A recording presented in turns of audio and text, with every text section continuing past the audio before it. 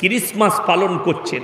আমি বলিনি, মিডিয়ারা বলছে 2023 সালের ডিসেম্বর, কালকে 25-এ, ঠিক কি না? 2022-এর 25-এ ডিসেম্বরের পরে 26-এ ডিসেম্বর সমীক্ষা দিয়েছিল কারা? মিডিয়াওয়ালারা।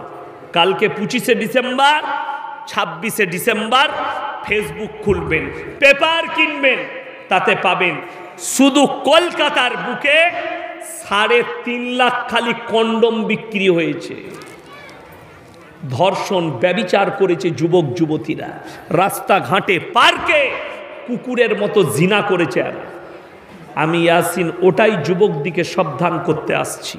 তোমার বন্ধু যদি বলে, আমাদের দেশের যারা হিন্দু ভাই আছেন তারাও শুনেলেন, এটা হিন্দুদের সংস্কৃতি নয়, সনাতনীদের সংস্কৃতি নয় যে তারা ক্রিসমাস পালন করে। তোমরা তো আল্লাহকে বিশ্বাস করো না, তোমরা তো নবীকে বিশ্বাস করো না। হে আমার সনাতনী ভাই, তোমরা যদি ক্রিসমাস পালন করো, তোমরা কি মরিয়মকে মানো? তোমরা কি ঈসা মাসিকে মানো? তোমরাও তোমার সংস্কৃতি থেকে সরে গেছো। আর মুসলমান, তোমরাও সরে গেছো। আমি এটা শুনেলেন আপনার কাছে কারোটা মানা করলাম, তারপরও লাগিয়েছে কারো এটা এখানে নামিয়ে দে। আমার মুসলমান ভাই, আমি এটাই বুঝাতে চাইছি, এই জন্যে আপনার দ্বীনি শিক্ষার প্রয়োজন। আপনার সন্তানকে, কে বলল 7 বছর বয়স আপনার সন্তানের, কি করবেন? তাকে আপনি মাদ্রাসায় নিয়ে আসুন। এই মাদ্রাসায় 7 বছরের ছেলে যদি হিফজ করতে লাগে, 3 বছরে হাফিজে কোরআন হলো। ক বছর বললাম? 3 বছর সময় লাগবে। হাফেজ হয়ে গেল, ছেলেকে আপনি ভালো কনভেন্ট, ভালো স্কুলে দেন। সেই ছেলেটা ডাক্তার হোক, সেই ছেলেটা প্রফেসর হোক, সেই ছেলেটা উকিল হোক, সেই ছেলেটা ব্যারিস্টার হোক, সেই ছেলেটা আইপিএস হোক, নিষেধ নেই, সে তার দিনকে বিক্রি করবে না, ঈমানকে বিক্রি করবে না। শুনে রেখে দেন, যদি মুসলিম ছেলে উকিল থাকে, আমার মুসলমান যে উকিল ভাইরা আছেন, কেস লড়েন, টাকা ইনকাম করছেন, তাদেরকে অনুরোধ করে বলে যাচ্ছি, যদি মিথ্যা কেস লড়ো, মিথ্যা মামলা লড়ো, তোমার ওই টাকাটা, ইনকামটা হারাম হবে। যেমন আমরা মৌলবীরা জলসা করে টাকা নিলে এরা ফতোয়াবাজি করে, টাকা নেওয়া যাবে কিনা? আর আমি বলে দিই, শুনে যান, যারা ঘুষ দিয়ে চাকরি নিয়েছে, ঘুষ দেওয়াও হারাম আর নেওয়াটাও হারাম। যে নিয়েছে সেও হারাম খেয়েছে, যে দিয়েছে সে তার থেকে বড় হারামখোর। যে দিয়েছে, চালাকি জুড়েছ। আরে জাস্টিস গঙ্গোপাধ্যায়, যিনি চাকরিগুলো হাইকোর্টের জজ বাতিল করেছে, তাকে আমি স্যালুট করি। এই চোরদের, এই ঘুষখোরদের, আর যারা ঘুষ দিয়ে চাকরি দিয়েছে, তাদের চাকরিগুলো বাতিল করেছে, একদম দামি কাজ করেছে। জাস্টিস গাঙ্গুলি যদি মুসলমান হতো, জান্নাতে চলে যেত, যে কাজটা করেছে 100%। তুমি কোথা থেকে হালাল পেলে? কে ফতোয়া দিয়েছে? লজ্জা লাগে না? নিজেকে মুসলমান বলো, চাকরি নিয়েছে ঘুষ দিয়ে, মসজিদে ফাঁস কাতারে নামাজ পড়ছে। তুই তোর মৌলবীকে জিজ্ঞেস করেছিস ঘুষ দেওয়াটা হারাম কিনা, ঘুষ নেওয়াটা হারাম কিনা?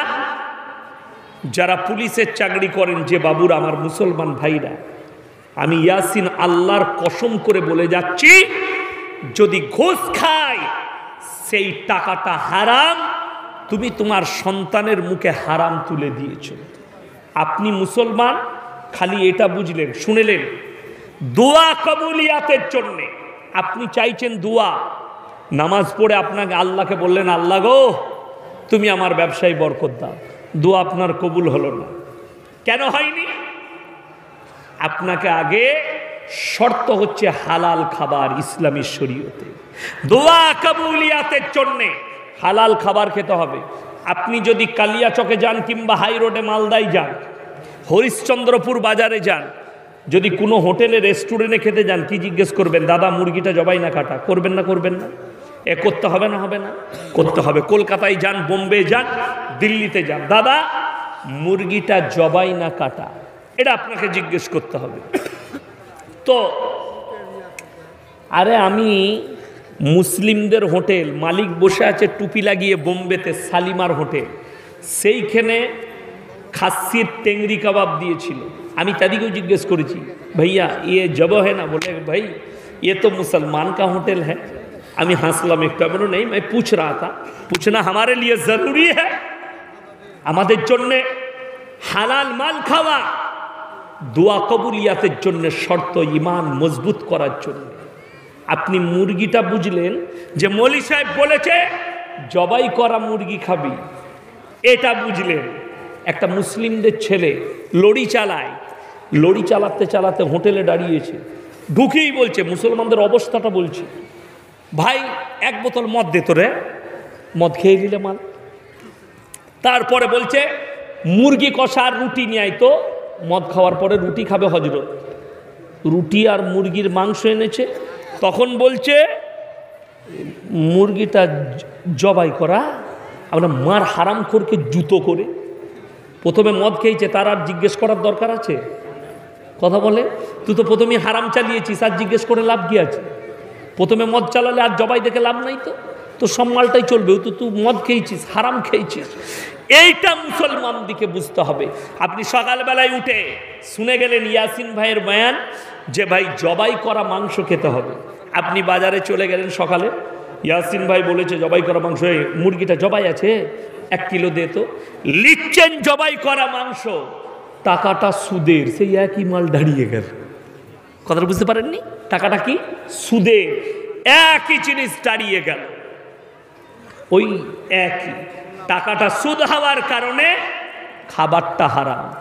যদি বলেন সুদ হারাম, ওয়াহাল্লাল্লাহুল বাইয়া ওয়া হাররামার রিবা, হে আমার নবী বলে দাও পৃথিবীর মানুষকে ব্যবসাকে হালাল করেছি, সুদকে হারাম করেছি। নবীজি সাল্লাল্লাহু আলাইহি সাল্লাম বললেন, কেউ যদি 1 টাকা সুদ খায়, 1 টাকা পরিমাণ সুদ খায়, নিজের মায়ের সঙ্গে 36 বার জিনা করার সমান গুনাহ হবে। নাউজুবিল্লাহ বলেন। যারা করেন এ কাজ তাদেরকে নিষেধ করে যাচ্ছি, ব্যবসা করুন। সারাদিন আলু বিক্রি করেছেন ভালুকা রোডে, হরিশ্চন্দ্রপুর বাজারে সবজি বিক্রি করেছেন, 1000 টাকা রোজগার করেছেন বিকেল পর্যন্ত। টাকাটা হালাল, খাবার খাবেন হালাল, সন্তানের মুখে যেটা তুলে দিবেন সেটাও হালাল। কিন্তু শুনে রেখে দেন, সারাদিন কোনো কাজ নেই, 5 লাখ ছড়িয়ে রেখেছে, 5 লাখ টাকা ছড়িয়ে বাবু চায়ের দোকানে পা তুলে বসে আছে।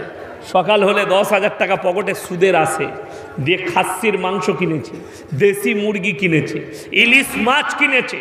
তুমি যেটা খাবে খাও, টাকা হারাম, তোমার খাবার হারাম, তোমার সন্তানের মুখে হারাম খাবার তুলে দিচ্ছ। আল্লাহ নবী সাল্লাল্লাহু আলাইহি ওয়াসাল্লাম সাহাবীদিকে যে ইসলামটা বুঝিয়েছে, তোমার মতো নয়। আমরা তো ইসলাম বুঝতে পারলাম না। আপনি আমি ইসলাম বুঝেছি কি? নামাজ পড়ো, রোজা রাখো, টুপি লাগাও, দাড়ি রাখো, হজ ফরজ হলে হজ করলাও, যাকাত দাও, এটা ইসলাম। দান করো, এটা ইসলাম। ভুল, এটা ইসলাম নয়। এগুলো ইসলামের আদর্শ। নামাজ ফরজ করেছেন আল্লাহ, পড়তেই হবে আপনাকে। যার নামাজ নাই তার ইসলাম নেই।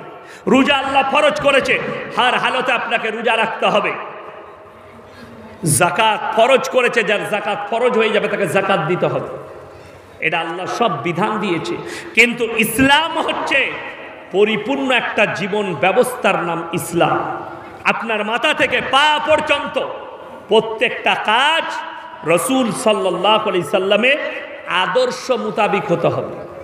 মাথা থেকে পা পর্যন্ত। পায়খানায় ঢোকার আদব নবীজি বলেছেন, মসজিদে ঢোকার আদব বলেছেন, বাজারে যাওয়ার আদব বলেছেন। আপনি কোন জায়গায় পা রাখবেন নবীজি শিখিয়েছেন। সব কিছু নবীজি আদর্শ দিলেন। আপনি নিতে পারেননি কেন? আপনি দ্বীনি শিক্ষা, দ্বীনি চর্চা নিজের মধ্যে আনেননি। সবাই নিয়ত করুন, আজ থেকে আমাদের সন্তানদিকে আমরা দিনই চর্চা দেবো, জোরে বলুন ইনশাআল্লাহ। কি করে দিবেন শুনেলেন? হয় মাদ্রাসায়, এখন দেখবেন স্কুলের পরীক্ষা হয়ে গেছে, হয়েছে না হয়নি কথা বলে, পরীক্ষা হয়ে গেছে। এই গ্রামের মানুষ যারা আছেন তাদেরকে অনুরোধ করে যাব, যে বাচ্চাদের পরীক্ষা হয়ে গেছে যতদিন না স্কুল খুলছে মাদ্রাসায় সকালে পাঠান, যার বিকালে সময় হবে বিকালে পাঠান। কোরআন পড়াটা শিখে নে, একটু উর্দুটা শিখে যাক, হাদিস কোরআনটা শিখে যাক, হারাম হালালটা বুঝতে শিখুক। তা না হলে শোনো, তোমার যদি মনে হয় এই কোরআনের শিক্ষা দিলে আমার ছেলে গোমরাহ হবে, এই কোরআনের শিক্ষা দিলে আমার ছেলে কি পাবে, তাদেরকে বলে যাই, যদি তুমি এই কোরআনের শিক্ষা থেকে, দ্বীনি চর্চা থেকে ছেলেকে দূরে রাখো, তোমার ছেলে ইঞ্জিনিয়ার তো হবে কিন্তু তসলিমা নাসরিনের ভাই হবে। তোমার ছেলে ডাক্তার তো হবে, জাস্টিস ইনায়েতুল্লাহর মতো হারামের আওলাদ দাঁড়িয়ে যাবে। তোমার ছেলে ডাক্তার মাস্টার প্রফেসর তো হবে কিন্তু সালমান রুশদির মতো হারামের আওলাদ তৈরি হবে। ইসলামের দুশ্মন রসুলের দুশ্মন হবে, কোরআনের দুশ্মন হবে। এরা কেউ অমুসলিম ঘরে জন্ম নেয়নি, সবাই মুসলমান ঘরে জন্ম নিয়েছে। আপনি কি বলছেন? আজকে অবাক লাগে, মুসলমানের আকীদা, যে আকীদায় আপনি লালিত হচ্ছেন, আপনার জানা আছে কি আকীদার ওপরে আপনি টিকে আছেন? আল্লাহ আপনাকে আমাকে কি আকীদার ওপরে টিকিয়ে রেখেছে? ইসলাম সত্য, সত্যের ওপরে ইসলাম টিকে আছে, আল্লাহর কসম, জোরে বলুন একবার সুবহানাল্লাহ। ইসলাম মিথ্যার ওপরে নয়, সত্যর ওপরে টিকে আছে। যার কারণে বেঈমান কাফেরদের, নেমো হারামদের, বেঈমানদের শত চেষ্টার পরেও ইসলামকে মিটানোর ক্ষমতা এদের শক্তিতে নেই, জোরে বলুন সুবহানাল্লাহ। ফিলিস্তিনের কটা বাচ্চা মারা গেছে, কয়েকশো মানুষ মারা গেছে, আপনি বিচলিত হচ্ছেন, আপনি পেরেশান হচ্ছেন। আরে শুনে নেন, দোয়া করুন। এই ফিলিস্তিনের মসজিদে আল আকসায় একদিন ইসলামের ঝান্ডা গাড়া হবে, জোরে বলুন না সুবহানাল্লাহ। এটা নবীজি সাল্লাল্লাহু আলাইহি সাল্লামের হাদিস, এটা সত্য হবে। কিন্তু জানেন, আমি এক মাস আগে উত্তর দিনাজপুরে কোথাও ইটাহারের পাশে ছিলাম, একজন মাস্টার মহাশয় আমার আগে কথা বলছিলেন, ভদ্রলোক। তো তিনি কথা বলতে গিয়ে একটা কথা বললেন যে আল্লাহর নবীর হাদিস আছে, গোটা পৃথিবীতে একদিন ইসলাম প্রতিষ্ঠিত হবে। সকলে জোরে বলুন সুবহানাল্লাহ। সেই দিন আসবে যে ইসলাম প্রতিষ্ঠিত হবে। আমি তখন বললাম, মাস্টার সাহেব আমার হাদিসটা শুনে যান। মুসান্নাফ ইবনে আবু শাইবার হাদিস। আল্লাহ নবী বললেন, হে আমার সাহাবীরা, এমন একটা যুগ আসবে পৃথিবীতে মসজিদগুলো মুসল্লিতে ভরে যাবে, জোরে বলুন সুবহানাল্লাহ।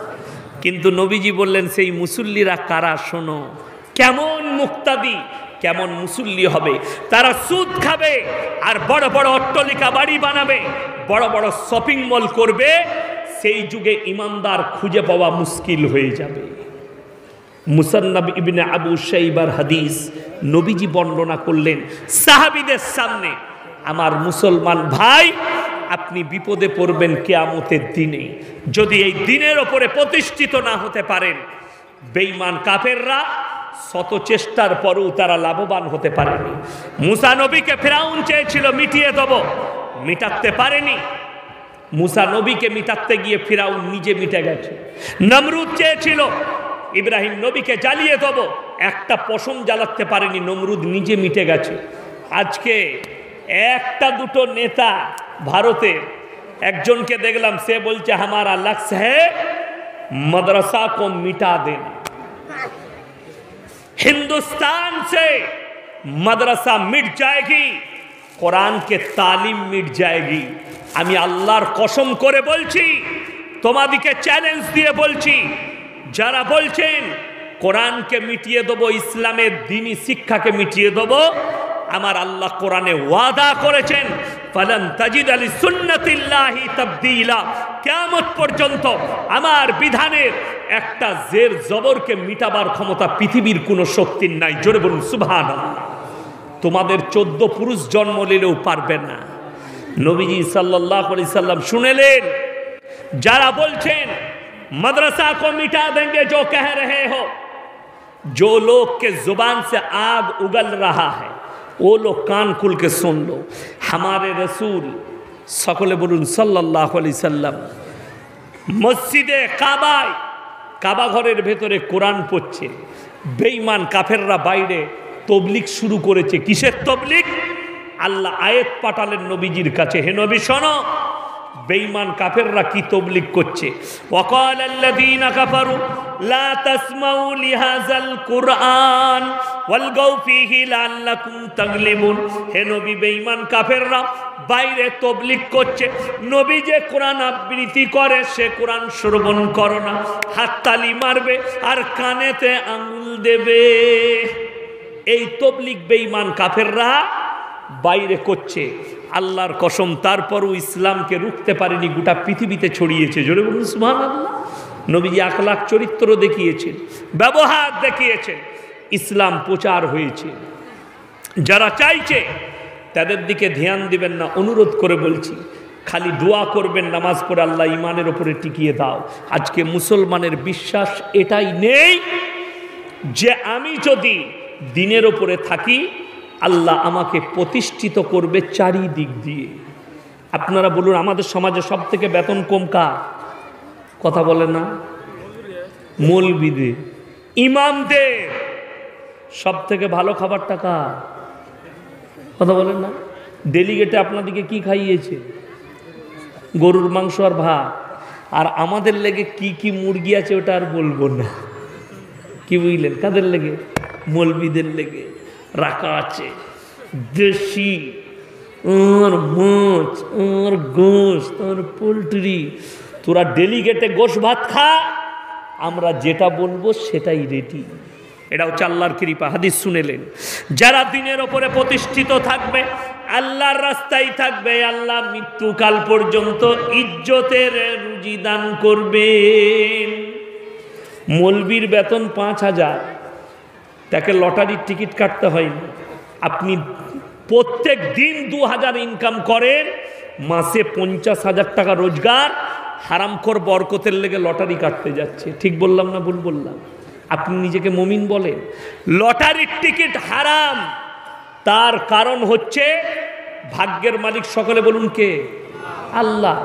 সে তো বাংলাদেশে একটা নামাজিকে দেখলাম চাচা দোয়া করছে, আল্লাহ গো তোমার ঘরে এই একখানা লটারি কেটেছি, আল্লাহ ১ কোটি ফেলিয়ে দিও, জীবনে আর কোনোদিন লটারি কাটবো না আল্লাহ। এই দোয়া যদি করে তো এদিকে ঝাঁটা জুতো মারবে না ফেরেশতারা? হারাম কাজের লেগে দোয়া। যারা হারাম জিনিসের দোয়া করবে তারা চরম অপরাধী হবে আল্লাহর কাছে। এর থেকে বড় বেয়াদব পৃথিবীতে কেউ নেই। লটারি হারাম, তার লেগে দোয়া চাইতে পাবে না। ইসলামে হারাম করেছে, তুমি ভাগ্যের বিশ্বাস করো না? ভাগ্যের মালিক আল্লাহ, রুজির মালিক আল্লাহর কসম করে বলছি আল্লাহ। ওপরে কতগুলো ধনী বসে আছে আমি জানি না। আপনার এলাকায় হরিশ্চন্দ্রপুর এলাকায়, শামসি এলাকায় কতগুলো ধনী আর কোটিপতি আছে জানি না। তবে আমি বলছি আল্লাহর কসম, আল্লাহ যার যতটা রুজি মাপবে তার বাইরে এতটুকু পাবে না। টাকা থাকলেও রুজি পাবে না। এটাকে বিশ্বাস নিয়ে আসো। যদি বলেন বিশ্বাস হয় না, অনেক লোক মনে করে টাকায় সুখ, টাকায় সুখ। যারা ভাবছেন তারা সকালবেলায় ট্রেন ধরে কলকাতা চলে যাবেন, দিয়ে প্রেসিডেন্টি জেলে গিয়ে পার্থবাবুকে জিজ্ঞেস করবেন স্যার টাকায় কত সুখ, ও বলে দিবে। তোমাকে ঝাঁটা মেরে তাড়াবে, বেরোবে। আমি যা হবার আমি বুঝতে পারছি। আমাদের অনব্রত বাবু তেহার জেলে ডাল আর পুরা রুটি খাচ্ছে। টাকার মালিক, টাকার গদি, রাইস মিলের মালিক। রুজি আল্লাহ মাপেনি, জেলেতে রুজি মেপেছে, তার নাম আল্লাহ। ভারতের সব থেকে ধনী মুকেশ আম্বানি, সে কি সোনার মুরগি খায়? হ্যাঁ, সোনার মুরগি খায়? সোনার মুরগি খেলে মালটা মারা যাবে। সোনার মুরগিটা খাওয়ার জিনিস লয়। সোনার মুরগি বানালে ওটা আলমারিতে সাজিয়ে রাখা যায় লোক দেখাবার জন্যে। সোনার ছাগল বানানে আলমারিতে রাখা যায়, কিন্তু খাওয়া যায় যে মুরগি আপনি খাচ্ছেন ওই মুরগি খাওয়া যায়। আপনি বাড়িতে চাষ করে খাচ্ছেন, আর আম্বানিরা যে দেশি মুরগিটা কিনে ওটা 1200 টাকা কিলো, আর আপনার মুরগি 250 টাকা কিলো। একই মাল, খালি ব্র্যান্ড পাল্টিয়ে গেছে। পাল্টিয়ে গেছে। এ তো সমাজের অবস্থা। জায়গায় গিয়ে মানুষের দাম পাল্টিয়ে যায়, জিনিসের দাম পাল্টিয়ে যায়। আমি গত বছরে, এবারে নয়, এবারেও গিয়েছিলাম হায়দ্রাবাদে জলসা করতে, কিন্তু গত বছরে যখন জলসায় গিয়েছিলাম তো আমি হায়দ্রাবাদে 11টায় জলসা শেষ করেছি। একটা ঘড়ি কিনেছিলাম, ঘড়ি চারমিনারে, যে চারমিনার আছে ওখানে ঘুরতে গিয়েছিলাম, ফালুদা খেলাম, ফলের জুস খেলাম, দিয়ে দেখছি ঠেলায় ঘড়ি বিক্রি করছে। আমি বললাম ভাই কিতনা রুপিয়া কিমাতে? বলে 200। আমি বললাম 150 में आएगा, ले लो। আমি হাতে গতি নিলাম, 150 টাকা দিলাম। তারপরের দিনে দুর্গাপুর কাজী নজরুল ইসলাম এয়ারপোর্টে নেমেছি, টানা চলে এসছি ধুলিয়ানের কাছে জলসা করতে। এই আপনাদের মতো অনেক লোক। আমি দেখালাম বাবা ঘড়িটার দাম কত। একজন বললে মন্না 7,000, একজন বললে 3,000, একজন বললে 700, একজন বললে 1200। যতজন দাম বলেছে সবাই ঠিক বলেছে, কেউ ভুল বলেনি। কেন? যদি বলেন দাম তো একটা, হ্যাঁ ঠিক এই জন্যই যে 7,000 বলেছে সে মনে মনে ভেবেছে এটা ইয়াসিন সাহেবের হাতে আছে, মানে মালটা বিরাট মাল। বক্তা যে 3,000 বলেছে সেও ঠিক বলেছে, ইয়াসিন সাহেবের হাতে আছে মানে 3,000। আমি বললাম বাবা জায়গায় গিয়ে দাম পাল্টি যায়। ওই ঘড়িটায় একটা গরিবের ছেলে পড়লে বলতো দূর, তুই তো কালিয়া চোখে 80 টাকায় নিয়েছিস বেটা। ঠিক কিনা কথা বললাম? ভুল বলছি? গরিবের ছেলে পড়লে ওটার দাম 80, কিন্তু ইয়াসিন সাহেবের হাতে চেপেছে, দাম হয়ে গেল 7,000। একটা পাড়ার ছেলে, আমি বুঝিয়ে দিচ্ছি কোথায় নিয়ে গিয়ে ঠেকাবো, দেখুন বাঁশটা কোথায় দেবো আপনার দিকে, বুঝতে পারবেন। একটা গরিবের ছেলে ছিঁড়া প্যান্ট পরে রাস্তায় যাচ্ছে, চায়ের দোকানে 10টা ভদ্রলোক বসে থাকলে বলবে ও তো আমাদের পাড়া সেই অমুক গরিবের ছেলে, বলবে না? বলবে না? গরিবের ছেলে কেন? ছিঁড়া প্যান্ট পরে আছে, ওদের পয়সা নেই। ওই ছিঁড়া প্যান্টটাই শাহরুখ খানকে পরিয়ে দেন, এরা বলবে দারুণ ডিজাইন বে। লোকের ওপরে খালি লোকটা পাল্টি গেল, মালটার দাম বেড়ে গেল। ওই প্যান্টটাই গরিব পরলে গরিব হয়ে যাচ্ছে, ওই ছিঁড়া প্যান্টটা শাহরুখ খান পরলে দামি হয়ে যাচ্ছে। ব্র্যান্ডে আজকে মুসলমান ধ্বংসের কারণ এটাই, সুদ